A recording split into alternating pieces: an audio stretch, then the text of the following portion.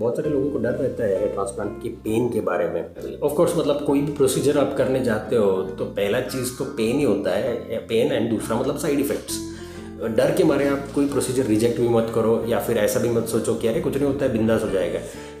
दोनों में से बीच का चीज़ होता है जो सही रहता है हमेशा। 2-3 जगहों पे आपको थोड़ा सा पेन फील हो सकता है। वो होता है कि जब भी हम लोग एनेस्थेशिया देते हैं तो एनेस्थेशिया देने का तरीका तो इंजेक्शन से ही होता है। एक बार वो एनेस्थेशिया सेट हो गया तो वहाँ पे हम लोग घंटों तक प्रोसीजर कर सकते हैं, आपको कुछ पेन होने वाला नहीं है ना। हर चीज़ हम लोग जो करते हैं, पेन रिडक्शन मैकेनिज्म जो रहते हैं, वो सब कुछ वो इनिशियल स्टेज पे रहता है जहाँ पे हम लोग इंजेक्ट करने वाले हैं एनेस्थेटिक। तो वो एनेस्थेटिक का भी पेन कितना कम हो इसके लिए वो पूरा फोकस्ड रहता है। तो हम लोग वाइब्रेशन डिवाइस यूज़ करते हैं कभी कभी, जो स्किन को वाइब्रेशन करके डिसेंसिटाइज कर देता है थोड़ा नीडल प्रिक से। कूलिंग डिवाइस रहता है जो कूलिंग से नम हो जाता है पूरा स्किन, फिर आपको इंजेक्शन भी नहीं फील होने वाला है। तो जो एनेस्थेशिया देने का पेन है वो भी हम लोग कम करते हैं। इसकी वजह से हेयर ट्रांसप्लांट में एज सच काफ़ी कम पेन होता है। और हेयर ट्रांसप्लांट इसकी वजह से बहुत एक्सेप्टेबल प्रोसीजर हो चुका है। और अगर कितना भी रिजल्ट आया, अगर बहुत ज़्यादा पेन हो गया किसी को, तो वो तो दूसरे को बोलेगा भी नहीं कि सर्जरी करो, बाल कितने भी ना आए। तो इसकी वजह से बहुत ज़रूरी होता है हमारे लिए कि पेन जितना मिनिमाइज कर सको उतना करो। प्रोसीजर ख़त्म होने के बाद में हार्डली किसी को ज़्यादा पेन होता है, एंड हम लोग सिंपल मेडिसिन देते हैं पेन किलर, जैसे कॉम्बिफ्लाम होता है या फिर पैरासीटामोल होता है। उसके ऊपर तो कोई मेडिसिन लगता भी नहीं है most of the times. And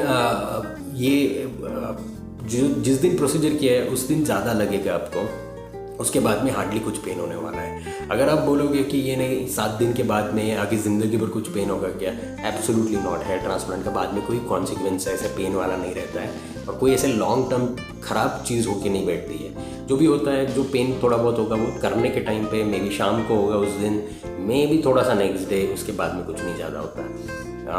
transplant जब भी करते हैं स्काल्प पे, स्काल्प का जो ब्लड सप्लाई होता है वो बहुत ज़्यादा होता है, नॉर्मल स्किन के से तो बहुत ही ज़्यादा होता है। और जब भी हम लोग प्रोसीजर करते हैं वो इतने सारा ब्लड सप्लाई होता है, उसकी वजह से वहाँ पे स्वेलिंग आ जाता है। एंड ये जो स्वेलिंग रहता है ये कोई हार्मफुल स्वेलिंग नहीं है, लेकिन ये स्वेलिंग डेफिनेटली आता है।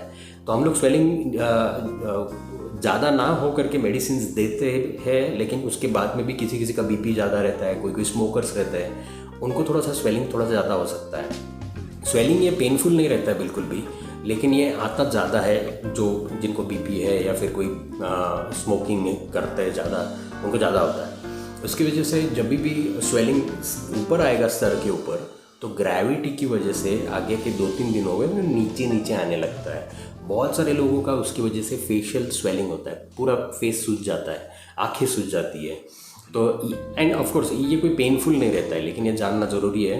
अगर इनकेस आपको पता नहीं है कि स्वेलिंग आता है या फिर नहीं आता है, ऐसा लग रहा है, और अगर घर पे आप बैठे हो और लोगों ने देख लिया कि चेहरा सूजा हुआ लग रहा है, तो बहुत सारे लोग डर जाएंगे उसमें। और ये प्रिवेंट करने के बहुत सारे तरीके होते हैं। एक तो मैंने बोल दिया, मेडिसिन पहले ही दे के रखते हैं सो दैट ज़्यादा कुछ स्वेलिंग ना हो। लेकिन और एक जो मैकेनिज़्म होता है, जो यहाँ पे हम लोग बैंड लगाते हैं, और ये जो बैंड रहता है ये स्वेलिंग को ऊपर के पार्ट में रखेगा, चेहरे पे आने से रोकेगा। ये वर्क करता है 100 में से 95 लोगों में, 95% काम करेगा, लेकिन ये 5% लोगों में काम नहीं करने वाला है। उनको इसके बाद में भी स्वेलिंग आएगा, और आता है तो उसमें कोई नुकसान नहीं है। ये स्वेलिंग चेहरे पे थोड़े दिनों के लिए रहेगा, 1-2-3 दिन के लिए रहेगा, उसके बाद में वो स्वेलिंग डिसअपियर हो जाएगा। ये पेन कुछ भी नहीं रहता है इसमें, और ये एक बार डिसअपियर होने के बाद में कुछ उसका ट्रेस भी नहीं बचने वाला है। बट ये जानना जरूरी है कि स्वेलिंग होता है, एंड स्वेलिंग होता है तो उसका कुछ प्रॉब्लम नहीं होगा। एंड हेयर ट्रांसप्लांट का जो 2nd-3rd डे रहता है, उसके बाद में जो भी प्लांट करते हैं अपन एरिया, वो प्लांटेड एरिया में थोड़ा सा ड्राइनेस होने लगता है लोगों को। अब ये नॉर्मल चीज़ है, ड्राइनेस होना ये स्किन का नेचर ही है कि अगर उसको मॉइस्ट नहीं रखा तो वो क्रैक्स जाएंगे उसके ऊपर, स्पेशली जहाँ पे हेयर ट्रांसप्लांट प्लांटिंग किया हुआ है। तो ये एरिया में बहुत बार ये ड्राइनेस की वजह से इचिंग चालू होने लगता है। तो इसकी वजह से ऑफ कोर्स आप हाथ लगा के वहाँ पे स्क्रैच तो नहीं कर सकते हो, ग्राफ के निकल के आ जाएंगे। तो इसकी वजह से हम लोग एक स्प्रे देते हैं जो आपको एक हाफ एन आवर या फिर आधे घंटे या 2 घंटे के बीच में, जैसे भी ड्राइनेस जितना फ्रिक्वेंटली हो रहा है उसके इसमें एक 4-5 स्प्रे मारना होता है स्काल्प के ऊपर। सो ये अगर हाइड्रेशन अगर मेंटेन रखते हो तो इचिंग काफ़ी कम होता है। उसके बियॉन्ड भी अगर इचिंग होता है किसी को, सपोज रात में ही इचिंग हो रहा है, नींद ही नहीं आ रहा है, बहुत रेयरली होता है, ये सब चीज़ें कॉमन नहीं है, लेकिन अगर होता है तो फिर उसके लिए भी मेडिसिन आते हैं, सेफ़ मेडिसिन होते हैं वो, एंटी एलर्जिक मेडिसिन लिया तो कम हो जाता है इमीडिएटली। इतना कुछ डिस्कम्फर्ट नहीं रहता है हेयर ट्रांसप्लांट में। डर बहुत ऑफकोर्स ज़्यादा है, बहुत लोगों को लगता है स्काल्प के ऊपर प्रोसीजर है, सर के ऊपर है तो कुछ होगा क्या अंदर ब्रेन में, नहीं ऐसा कुछ होता नहीं है। हम लोग जा भी नहीं पाते इतना डीप, और बहुत सुपरफिशियल प्रोसीजर है, जितना डीप प्रोसीजर नहीं है तो कुछ होता नहीं है, know that to worry.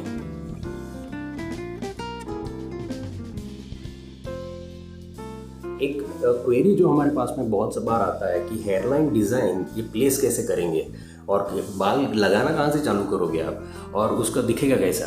Hair transplant जब भी कोई इंसान करने जाता है तो उसको थोड़ा सा नॉस्टैल्जिया होता है, वो समझने की बात है। नॉस्टैल्जिया मतलब अपना टीनेज ईयर्स में कैसे दिख रहा था मैं, तो हेयरलाइन बनाना तो वैसे ही चाहिए।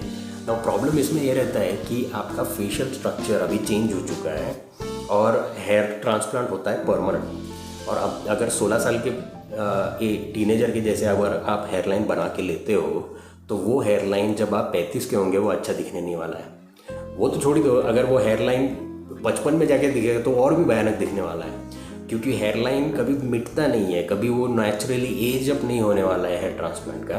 तो इसकी वजह से ये प्रॉब्लम डेवलप हो सकता है। और ये थोड़ा बहुत क्या हो गया है कि इवन यंगस्टर्स में बहुत लो हेयरलाइंस का अभी फैशन आ चुका है। एंड ये क्या है, ये थोड़ा बहुत डर के वजह से रहता है कि अगर हेयरलाइन बहुत ऊपर प्लेस किया तो अच्छा नहीं दिखेगा, ये कैसे दिखेगा। तो नॉर्मली हम लोग 2-3 ऑप्शंस देते हैं हेयरलाइंस का, जो एक सेफ्टी के नेट में रहता है कि ठीक है थोड़ा लेना है तो थोड़ा ले लो आप। और मैं अगर बहुत ज़्यादा कोई बोल रहा है कि यहाँ पे लगा हुआ, तो थोड़ा मैं बोलता हूँ उनको कि अरे मत इतना को नीचे करो, ये बाद में जाके अभी आपको लग रहा है जस्ट स्ट्रेट लाइन है, जब बाल आएंगे तब अच्छा नहीं दिखने वाला है। केस अगर कोई ऐसा सेंटर में आप जाते हो जहाँ पे अरे आपको यहाँ पे हेयरलाइन करना है, नीचे इतना कर दो, मेरा क्या जा रहा है, आपका बाल है, आपका हेयरलाइन है, आपका लुक है, अल्टीमेटली आपको ही सब होगा। ये थोड़ा डेंजरस बाद में जाके हो सकता है आपके लिए। एंड वो अगर लो हेयरलाइन है तो उसको रिपेयर करने का कोई तरीका नहीं होता है, तरीके जो होते हैं वो बहुत मुश्किल होते हैं एंड वो कुछ स्कारिंग छोड़ सकते हैं। एंड वो रिपेयर में मैं पहले के वीडियोज़ में भी बोल चुका, अब सब रिपेयर हेयर ट्रांसप्लांट में आप पढ़ो ही मत, ये करना है तो पहले से ही अच्छा करो। एक ही ट्रांसप्लांट होता है, बाद में वापस नहीं होने वाला है, तो एक होता है।